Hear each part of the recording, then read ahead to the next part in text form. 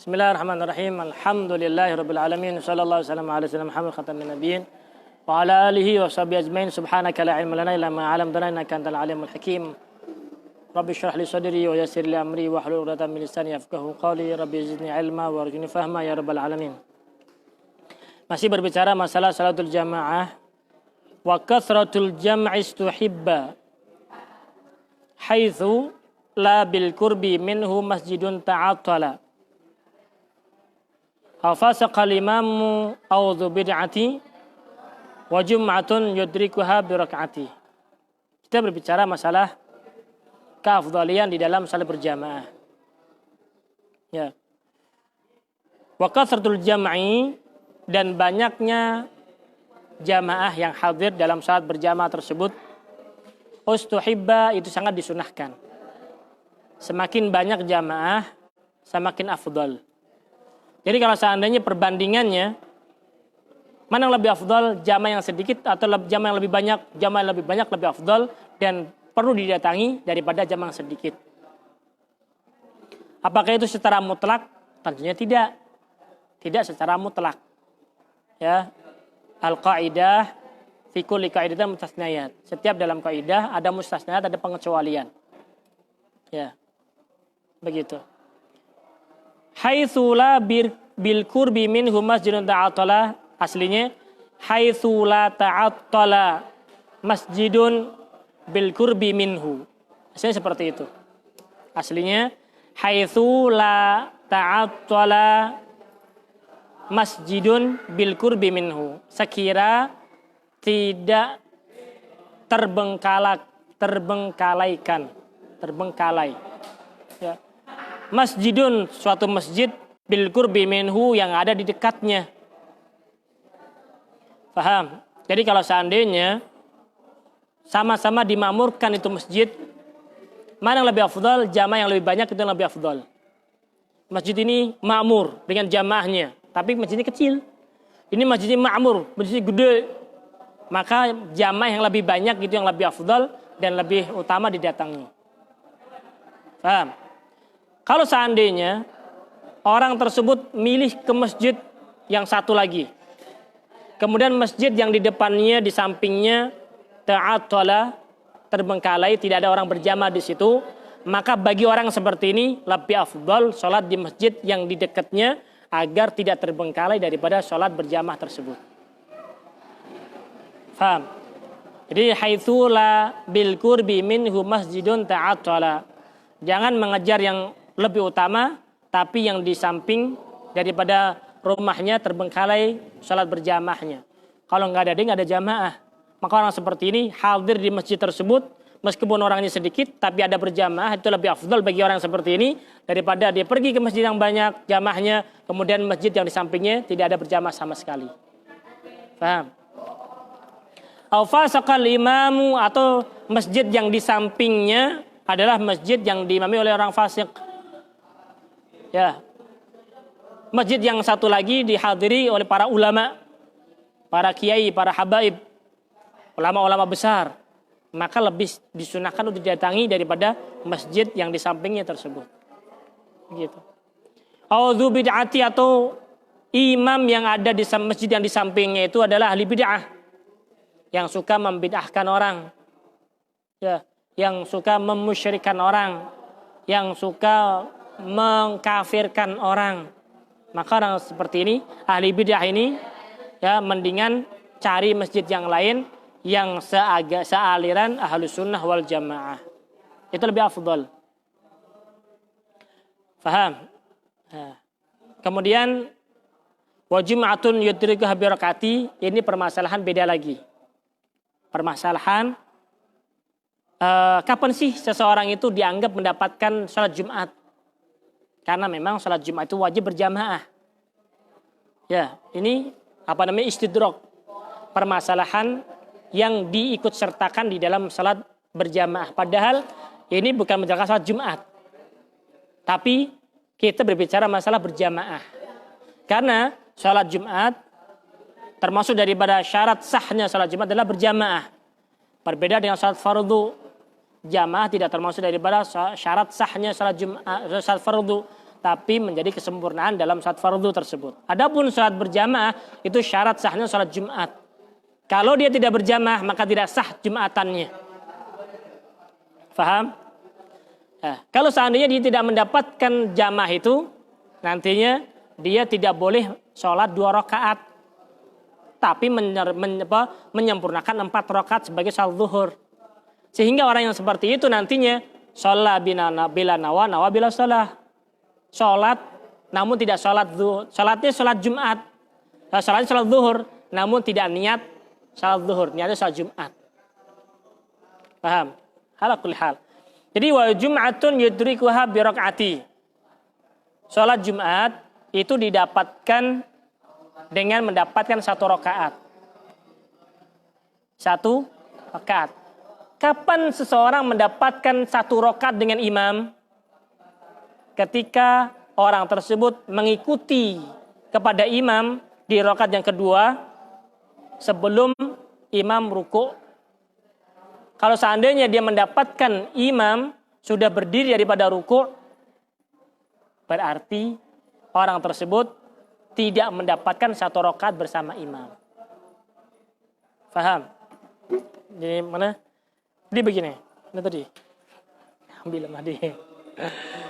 Ya. Al-jamaah. Ya. Al-jama'atu rahmah. Wal furqatu azab. Ya. Saling bersatu itu rahmat. Bercerai-berai itu adalah siksa. Ya. Jadi kalau ada jamaah yang banyak, ya, yang dicerai-beraiin, gabungin jadi 1. Gitu. Al-jamaah. Bagi sholat Jumat, kapan mendapatkan? Jadi sholat Jumat itu, ya, sholat 2 rakaat. Sholat 2 rakaat. Dihitung mendapatkan sholat Jumat apabila dia sudah mendapatkan 1 rakaat dengan imam. Kalau tidak mendapatkan 1 rakaat dengan imam, nanti dia tidak salat Jumat yang 2 rakaat, namun wajib menyempurnakan 4 rakaat sebagai salat zuhur. Ada 2 rakaat, 1, 2. Kalau dia mengikuti dari awal, ya berarti salam bersama imam. Ya kan? Kalau dia mengikuti, dia datang masjid, ya karena Lebaran, kan hari Jumatnya ini ya, Lebarannya. Ya, dipotong kambing, potong sapi, ya, bersih-bersih dan sebagainya, datang ke masjid, imam sudah rakaat kedua. Imam sudah rakaat saat Jumat nih. Imam sudah rakaat kedua. Ya. Maka ditafsir dia mengikuti imam qabla ruku'il imam. Sebelum rukunya imam. Atau ba'da ruku'il imam. Setelah rukunya imam. Kalau seandainya dia mendapatkan rukunya imam, berarti dia mendapatkan 1 rakaat dengan imam, sehingga dia hanya menyempurnakan dengan 2 rakaat saja. Paham? Dengan 2 rakaat salam. Karena dia masih mendapatkan salat Jumat 2 rakaat. Tapi kalau seandainya dia mengikuti imam, datang ke situ imam sudah i'tidal atau sudah tasyahudul akhir, ya, maka orang tersebut tetap niat usolli fardhul jum'ati rak'ataini mustaqbilal qiblati ma'muman lillahi ta'ala. Niat salat Jumat. Niat salat Jumat. Niatnya salat Jumat. Niat 2 rakaat niatnya. Tapi karena dia tidak menemukan 1 rakaat bersama imam, ya, tidak menemukan 1 rakaat karena dia mengikuti setelah ruku'. Kalau sebelum ruku' dia masih dikatakan mendapatkan 1 rakaat. Kalau setelah ruku' berarti tidak mendapatkan 1 rakaat. Maka dia tetap niat usolli fardhul jum'ati, namun nantinya tidak menyempurnakan dengan 2 rakaat, namun dia sholat 4 rakaat zuhron. Inilah yang dimaksud sholat bila nawa. Salat zuhur tanpa niat zuhur. Salat zuhur. Menyempurnakan salat zuhur. Namun niatnya bukan salat zuhur. Niatnya salat Jumat. Niatnya salat Jumat 2 rakaat. Menyempurnakan salat zuhur. Kenapa demikian? Karena dia tidak mendapatkan 1 rakaat bersama imam. Wa jum'atun yudrikuha bi rakaati. Itu ditemukan dengan 1 rakaat. Kalau dia menemukan 1 rakaat bersama imam, maka dia menyempurnakan 2 rakaat saja. Tapi kalau dia tidak mendapatkan 1 rakaat karena ngikutnya setelah rukun imam di dalam rakaat yang kedua, maka dia menyempurnakan 4 rakaat salat zuhur. Niatnya bagaimana? Niatnya tetap salat Jumat. Karena salat Jumat belum selesai. Imam masih salat tasyahudul akhir. Dia ngikutin dengan imam ini. Ya, orang pada datang dia telat. Telat kan? Orang imam tasyahudul akhir. Jumat rakaat ini. Mustaqbil berarti makmum lihat Allahu akbar. Kemudian imam salam. Assalamualaikum warahmatullahi wabarakatuh. Dia berdiri bukan menyempurnakan 2 rakaat, tapi menyempurnakan 4 rakaat salat zuhur. Paham? Karena dia tidak menemukan 1 rakaat bersama imam. Ini hanya sekedar istidrak,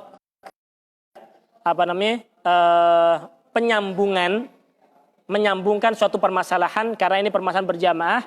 Ya, ketahuilah katanya. Salat Jumat itu diketahui dengan mendapatkan dihitung salat berjamaah, mendapatkan salat Jumat apabila dia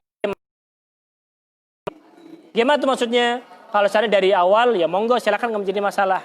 Kalau seandainya di rakaat yang kedua, kalau dia ngikut qabla ruku'il imam, sebelum rukunya imam berarti mendapatkan 1 rakaat dan dia menyempurnakan 2 rakaat berarti. Tapi kalau dia setelah rukunya imam di rakaat yang kedua, berarti dia tidak mendapatkan 1 rakaat bersama imam.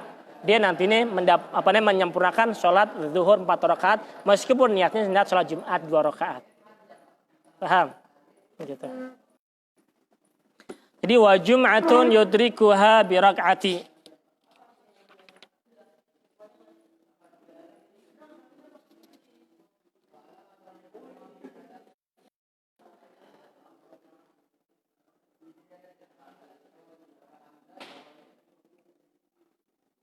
Kemudian wal fadlu fi takbiratil akibal imami. Ini penting. Ya. Wal fadlu, keutamaan.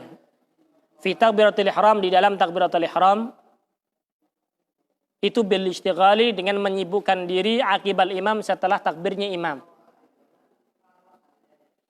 Dalam hadis Rasulullah SAW beliau bersabda, innama ju'ilal imamu liyutamma bih, fa idza kabbara fakabbiru. Imam itu dijadikan untuk diikuti.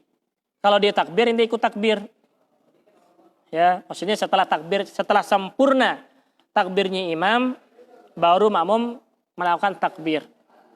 Dalam hadis yang lain, man shalla arba'ina yauman fi jama'atin yudrikul takbiratul ula. Barang siapa yang sholat 40 hari. Bukan 40 sholat. Fi jamaah. Bukan sekedar sholat jamaah saja. Datanya telat, enggak. Yudriku takbiratul ula. Dia menemukan takbiratul ula bersama imam. Kutibalahu bara'atan, maka orang tersebut ditulis oleh Allah Subhanahu wa taala bara'atan. 2 kali pembebasan. Bara'atun minan nar wa bara'atun minan nifaq. Allah akan membebaskan dari dia dari api neraka. Yang kedua, pembebasan dirinya dari kemunafikan. Kalau dia menemukan takbiratul ula ma'al imam selama 40 hari. 40 hari, syuf. Bukan 40 sholat, 40 hari. Kan ada orang sekarang kalau di Madinah itu arba'in. 40 sholat, enggak. 40 waktu, 40 hari.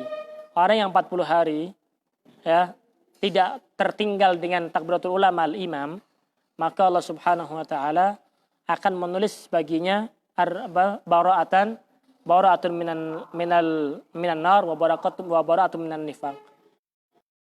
terbebas dari api neraka dan terbebas dari kemunafikan orang tersebut. Dalam hadis Rasulullah SAW belum mengatakan likulli syai'in safwah wa safwatus salah aktabiratul ulama itu ada intisarinya, dan intisari di dalam salat adalah takbiratul ulama al imam. Itu intisarinya. Wal fadlu fi takbiratul ihrami bil ishtighali aqibal imami. Jadi takbiratul ihram setelah imam bertakbir. Nah, perlu diperhatikan di sini saudara, lihatin sini. Ketika bertakbiratul ihram, si makmum harus memperhatikan. Memang betul disunahkan untuk bertakbir setelah imam bertakbir. Tapi jangan bertakbir kalau belum selesai imamnya. Kalau imam belum selesai takbir kemudian ditakbir maka tidak sah sholatnya. Kenapa?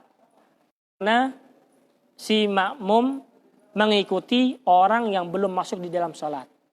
Kapan imam masuk dalam sholat? Masuk dalam sholat itu kalau dia sudah menyempurnakan takbirnya. Allahu Akbar. Berarti dia sudah masuk dalam sholat. Ketika sudah masuk dalam sholat, diikuti. Paham? Makmum boleh mengikuti dan itu lebih afdal. Langsung ketika imam Allahu Akbar, maka makmum secara langsung setelah takbirnya imam Allahu Akbar. Namanya ishtighal bitakbiratil ulama al imam. Imam takbir, makmum takbir.